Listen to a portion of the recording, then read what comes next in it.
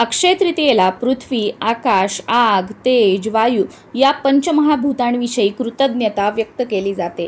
त्याचबरोबर कालविवेक या ग्रंथामध्ये या दिवशी व्रत करण्याचं सुद्धा महत्त्व सांगितलेलं आहे। या दिवसाला अखातीज म्हणूनही ओळखलं जातं। भगवान व्यास यांनी महाभारत ग्रंथाची रचना करायला याच दिवशी प्रारंभ केला आणि लेखनिक म्हणून गणपतीने काम केलं असं सुद्धा म्हटलं जातं।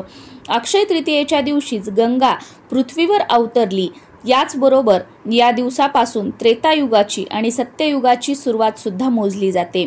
या दिवशी भगवान विष्णूंचे 10 अवतारांपैकी 6वे रूप भगवान परशुराम यांचा जन्म झाला असे मानले जाते आणि अक्षय तृतीयेच्या दिवशीच परशुराम भगवानांची जयंती साजरी केली जाते।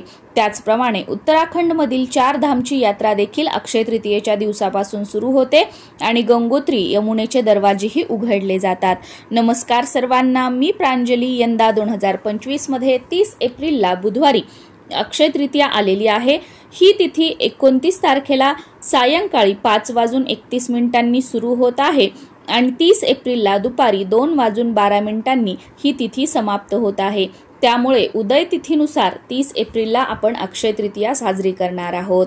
अक्षय तृतीयेच्या दिवशी भगवान श्री हरी, श्री विष्णू आणि माता लक्ष्मी यांचं एकत्रित पूजन करण्याला खूप जास्त महत्त्व आहे आणि या दिवशी वर्षातून एकदाच भरता येणारा अक्षय कलश सुद्धा भरण्याची प्रथा आहे।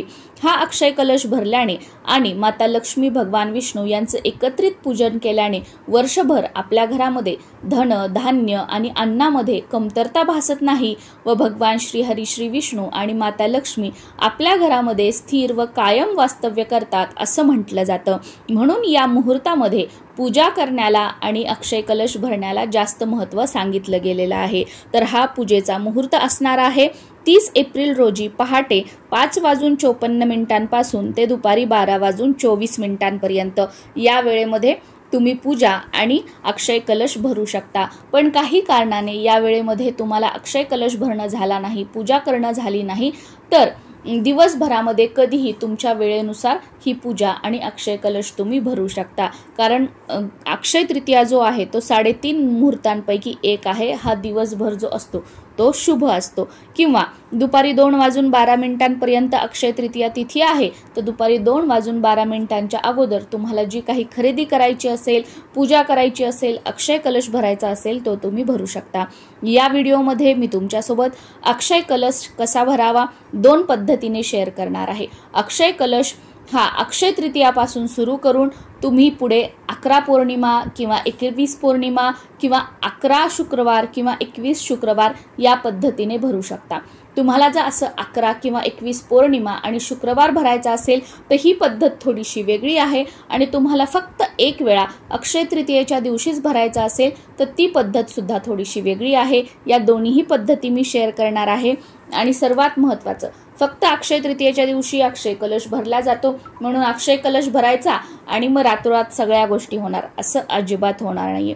अक्षय कलश बनवला तर तो सिद्ध सुद्धा करायचा असतो आणि अक्षय कलश बनवला म्हणजे पैशाचा पाऊस पडेल, रातोरात कर्जमुक्ती होईल किंवा मला इथून पैसा येणार, पैशाचा पाऊस पडणार असं काहीही होणार नाही। अक्षय कलश भरल्याने आपण जे कष्ट करतोय, मेहनत करतोय, पण त्याचा योग्य तो मोबदला आपल्याला मिळत नाहीये, नशिबाची साथ आपल्याला मिळत नाहीये। तर हा अक्षय कलश भरल्याने तुम्हाला नशिबाची साथ मिळू लागेल, तुमच्या कष्टाचा योग्य तो मोबदला मिळू लागेल। तुम्हाला खूप नॉलेज आहे, तुम्हाला खूप माहिती आहे, तुम्ही हुशार आहेत, पण तुमच्या त्या हुशारीचा वापर करण्याजोगी जर तुम्हाला संधीच मिळाली नाही तर तुमच्या त्या हुशारीचा, तुमच्या त्या नॉलेजचा काहीही उपयोग नाही। तुम्हाला योग्य ती संधी मिळाली तरच तुम्ही तुमच्या नॉलेजचा उपयोग करून आयुष्यामध्ये ग्रोथ करू शकाल, पैसा कमवू शकाल। तर हा अक्षय कलश जो आहे तर ती योग्य ती संधी तुमच्यापर्यंत आणेल, योग्य अशा माणसांना तुमच्यापर्यंत पोचवेल किंवा तुम्हाला योग्य अशा माणसांपर्यंत पोचवेल आणि मग त्यांना भेटल्यानंतर किंवा अशा संधी आल्यानंतर तुमच्या नॉलेजचा योग्य तो उपयोग करून तुम्ही आयुष्यामध्ये ग्रोथ कराल आणि धन, धान्य, ऐश्वर्य सगळं काही कमवू शकाल। तर ह्या गोष्टी होत असतात। डायरेक्ट काही देव तुम्हाला हे घे बाबा, अचानक चमत्कार, मॅजिक, जादू अशा गोष्टी होत नसतात। अक्षय तृतीयेच्या दिवशी सोनं, चांदी, मोठ्या मोठ्या वस्तू जरी खरेदी करणं नाही झाल्या एखादा स्टीलचा तांब्या जरी तुम्ही खरेदी केला तरी सुद्धा चालेल, किंवा एखादं मातीचं बोळकं ज्याला सुगडं म्हटलं जातं ते तरी तुम्ही खरेदी करून आणा आणि त्यामध्ये अक्षय कलश भरण्याचा प्रयत्न करा. पण ते नसेल तर तुमच्या घरी तुम्ही न वापरलेला, न उष्टा केलेला, तोंडाला न लावलेला एखादा तांब्या वगैरे असेल, किंवा देवपूजेचा तुमचा तांब्याचा तांब्या वगैरे असेल, तुम्ही तो घेतला तरी सुद्धा चालेल. तो स्वच्छ पुसून वगैरे घ्यायचा आहे. नवीन आणलेला असेल तर तो स्वच्छ पुसून वगैरे घ्यायचा आहे. त्याच्यावर कुंकवाने स्वास्तिक आणि 5 उभ्या रेषा ओढून घ्यायच्या. तुम्ही जर सुगडं आणलेलं असेल तर ते हळदीने रंगवून घ्यायचं आणि त्याच्यावर सुद्धा कुंकवाने स्वास्तिक आणि 5 उभ्या रेषा ओढून घ्यायच्या. सुरुवातीला तुम्ही जर 11 शुक्रवार किंवा 11 पौर्णिमा सेवा करणार असाल तर ती पद्धत शेअर करत आहे. त्या पद्धतीनुसार जो कोणता कलश तुम्ही आणलेला आहे तो तुम्हाला घ्यायचा आहे. देवघरासमोर बसायचं किंवा जिथे आपण एकत्रित माता लक्ष्मी, भगवान विष्णूंची पूजा केलेली आहे तिथे बसायचं. एक तेलाचा दिवा, एक तुपाचा दिवा लावलेला असावा, कारण आपण माता लक्ष्मीची उपासना करत आहोत. तर तुपाचं निरांजन अवश्य असावं. आपण बसण्यासाठी आसन घ्यायचं आहे. हा कलश आपल्या समोर एखादं कापड, एखादा तो चौरंग तुमचा मोठा असेल, जिथे पूजा मांडणी केली तिथेच शक्य असेल तर तिथेच ठेवून भरायचा. नाहीतर समोर एखादा पाट किंवा दुसरा छोटासा चौरंग घ्यायचा, त्यावर वस्त्र अंथरायचं, त्यावर थोडेसे तांदूळ ठेवायचे आणि त्यावर हा कलश ठेवायचा. हा कलश ठेवल्यानंतर सुरुवातीला तुम्हाला संकल्प करायचा आहे. संकल्पामध्ये सुरुवातीला तुमचं नाव, तुमचं गोत्र, अक्षय तृतीयेच्या दिवशी तारीख कोणती आहे, वार कोणता आहे, आणि तुम्ही आज अक्षय तृतीयापासून पुढे 11 शुक्रवार किंवा 11 पौर्णिमा किंवा 21 शुक्रवार किंवा 21 पौर्णिमा, किती तुम्ही पौर्णिमा आणि शुक्रवार हा अक्षय कलश भरणार आहात त्याचा उल्लेख करायचा आहे. आणि माता लक्ष्मी, भगवान विष्णूंना प्रार्थना करायची की तुमच्या आशीर्वादाने, कृपेने माझं घर कायम धन, धान्य, ऐश्वर्याने भरलेलं असावं. मला व माझ्या कुटुंबाला उत्तम आरोग्य व दीर्घ आयुष्याचा आशीर्वाद मिळावा. तुमच्या आशीर्वादाने, कृपेने तुमचा उद्योगधंदा असेल तर तो चांगला चालावा. तुमच्या घरात नोकरी करणारे असतील तर त्यामध्ये त्यांची प्रगती व्हावी. या व्यतिरिक्त अजून तुम्हाला जे काही बोलायचं आहे, जी प्रार्थना करायची आहे ती करायची. आणि त्यानंतर हातातलं पाणी खाली तामणामध्ये सोडून त्यानंतर परत थोडंसं त्या उजव्या हातावर पाणी घ्यायचं, ते परत एकदा तामणामध्ये सोडायचं. याप्रमाणे संकल्प करायचा. आणि सुरुवातीला मुठभर खडेमीठ जे आहे ते तुम्हाला त्या कलशामध्ये टाकायचं आहे. अगोदर जे खडेमीठ असतं ते टाकायचं आहे. खडेमीठ टाकण्याचाच प्रयत्न करा. पण खडेमीठ नसेल तर मग जे कोणतं मीठ तुम्ही तुमच्या घरामध्ये वापरता, खरकट वगैरे न केलेलं, ते मीठ तुम्ही त्याच्यामध्ये मुठभर टाकायचं आहे. त्यानंतर 11 किंवा 21 नाणी तुम्हाला टाकायची आहेत. 1 रुपयाची असतील, 2 रुपयाची, 5 रुपयाची, 10 रुपयाची किंवा सगळी मिक्स जे काही आहेत ते 11 किंवा 21 नाणे तुम्हाला त्या मिठावर टाकायचे आहेत. त्यानंतर तुम्हाला 11, 21, 7, 9 जे तुम्हाला शक्य असेल तेवढ्या समोर फुल असलेल्या लवंगा त्यामध्ये टाकायच्या आहेत. आणि तेवढ्याच तुम्हाला हिरवी इलायची, ज्याला वेलदोडा म्हटलं जातं, ते यामध्ये टाकायचं आहे. त्यानंतर तुमच्याकडे जर गुंजा असतील, पांढऱ्या गुंजा, लाल गुंजा, तर त्यासुद्धा तुम्हाला यामध्ये टाकायच्या आहेत. कमळगट्टा जर बीज असतील तुमच्याकडे तर ते सुद्धा 11, 21, 5, 7 या पटीमध्ये तुम्हाला यामध्ये टाकायचे आहेत. त्यानंतर 11 किंवा 21 गोमती चक्र, 11 किंवा 21 पिवळ्या कवड्या असतील तर त्यासुद्धा तुम्हाला याच्यामध्ये टाकायच्या आहेत. या ज्या सर्व वस्तू आहेत या माता लक्ष्मीला प्रिय असणाऱ्या वस्तू आहेत आणि या माता लक्ष्मीला आकर्षित करणाऱ्या वस्तू आहेत. आता ह्या सगळ्या वस्तू नवीन घ्यायच्या का? तर अजिबात नाही. तुमच्या तिजोरीमध्ये किंवा तुमच्या देवघरामध्ये ऑलरेडी या वस्तूंची पोटली बनवलेली असेल किंवा तुम्ही कुठे ठेवलेल्या असतील, त्याच सर्व वस्तू एवढ्या पटीमध्ये मोजून तुम्ही या कलशामध्ये टाकल्या तरी सुद्धा चालेल. कारण का बघा, यामध्ये तुमचाच फायदा आहे. आपल्या तिजोरीमधल्या ह्या सगळ्या वस्तू आपण या कलशामध्ये भरल्या तर हा जो कलश आहे, अक्षय कलश, हा आपण सिद्ध करणार आहोत. तर तुमच्या तिजोरीतील वस्तूसुद्धा सिद्ध होतील आणि त्या सिद्ध झाल्या म्हणजे त्यातील ऊर्जा वाढेल आणि त्या वस्तू अधिक चांगल्या प्रकारे तुमच्यासाठी काम करतील आणि या पोटलीचे किंवा या वस्तूंचे, या सेवेचे तुम्हाला अनुभवसुद्धा येऊ लागतील. त्याच्यामुळे प्रत्येक वेळी नवीन वस्तू आणायच्या, त्या वापरायच्या, परत त्या पायंदळी इकडे तिकडे कुठे टाकून द्यायचा, त्याच्यानंतर काहीच उपयोग नाही, असं करू नका. ज्या ऑलरेडी तुमच्याकडे वस्तू आहेत त्याच तुम्ही परत परत घ्या, म्हणजे त्या अधिक ऊर्जावान होतील आणि तुम्हाला त्याचा लाभसुद्धा मिळेल. त्याचबरोबर एक सुपारीसुद्धा तुम्हाला यामध्ये टाकायची आहे आणि शक्य झालं तर एखादं हळकून टाकायचं आहे. आणि त्यानंतर वरती 50 रुपये, 100 रुपये, 500 रुपये एखादी नोट ठेवायची आहे. हा झाला आपला अक्षय कलश. हा तुम्हाला सेम टू सेम प्रत्येक शुक्रवार आणि प्रत्येक पौर्णिमा भरायचा आहे. याप्रमाणे समोर तो अक्षय कलश ठेवायचा, त्याला हळद कुंकू अर्पण करायचं, धूप दीप दाखवायचा आहे आणि त्यानंतर आता सर्वात महत्त्वाचा हा अभिमंत्रित करायचा आहे. तुम्ही फक्त अक्षय कलश भरला आणि तो अभिमंत्रित नाही केला तर त्याचा काहीही उपयोग होणार नाही.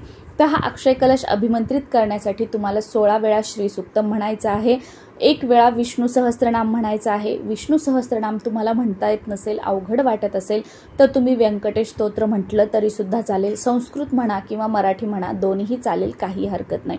त्यानंतर 16 वेळा विष्णू गायत्री मंत्र, 16 वेळा लक्ष्मी गायत्री मंत्र, 16 वेळा कमलात्मक मंत्र, 16 वेळा नवार्णव मंत्र आणि 16 वेळा कुबेर मंत्र म्हणायचा आहे.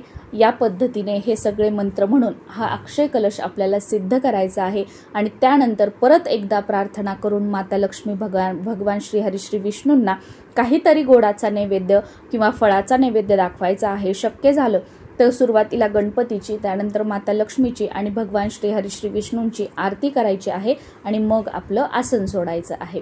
या पद्धतीने अक्षय कलश भरायचा आहे आणि तो सिद्ध करायचा आहे. हा अक्षय कलश अक्षय तृतीयेच्या दिवशी तसाच राहू द्यायचा. त्यानंतर प्रत्येक शुक्रवारी तुम्ही भरणार असाल तर शुक्रवारच्या दिवशी असंच सकाळच्या वेळेमध्ये भरायचा.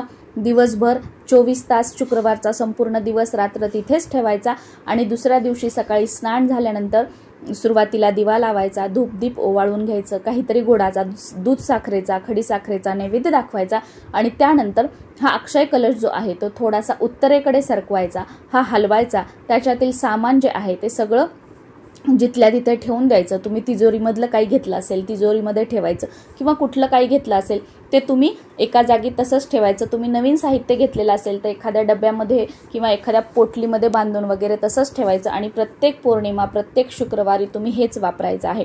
पण जे मीठ आपण घेतलेलं आहे तर ते मीठ काय करायचं, एखाद्या पातेल्यामध्ये प्लेटमध्ये पाणी घ्यायचं, त्याच्यामध्ये हे मीठ टाकायचं, हे मीठ विरघळू द्यायचं आणि त्यानंतर हे जे पाणी आहे ते आपलं जे सिंक असतं बेसिन असतं त्याच्यामध्ये आपल्याला टाकून द्यायचं आहे. म्हणजे जी काही ब्लॉकेजेस आहेत, नकारात्मकता आहे ती या मिठाने शोषून घेतलेली आहे आणि ते आपण सिंकमध्ये किंवा बेसिनमध्ये टाकून ते आपण वाहून देणार आहोत. आणि प्रत्येक शुक्रवार पौर्णिमा तुम्हाला फक्त मीठ नवीन घ्यायचं आहे, बाकीच्या वस्तू त्याच वापरायच्या आहेत आणि दुसऱ्या दिवशी जिथल्या तिथे ह्या ठेवून द्यायच्या आहेत. सेम आपण अक्षय तृतीयेच्या दिवशी भरला, दुसऱ्या दिवशी सगळ्या वस्तू तिथल्या तिथे आपल्याला ठेवून द्यायच्या आहेत. आता दुसरी पद्धत म्हणजे फक्त वर्षातून एकच वेळा अक्षय तृतीयेच्या दिवशी तुम्हाला हा कलश भरायचा असेल तर एवढ्या सगळ्या वस्तू वापरण्याची गरज नाही.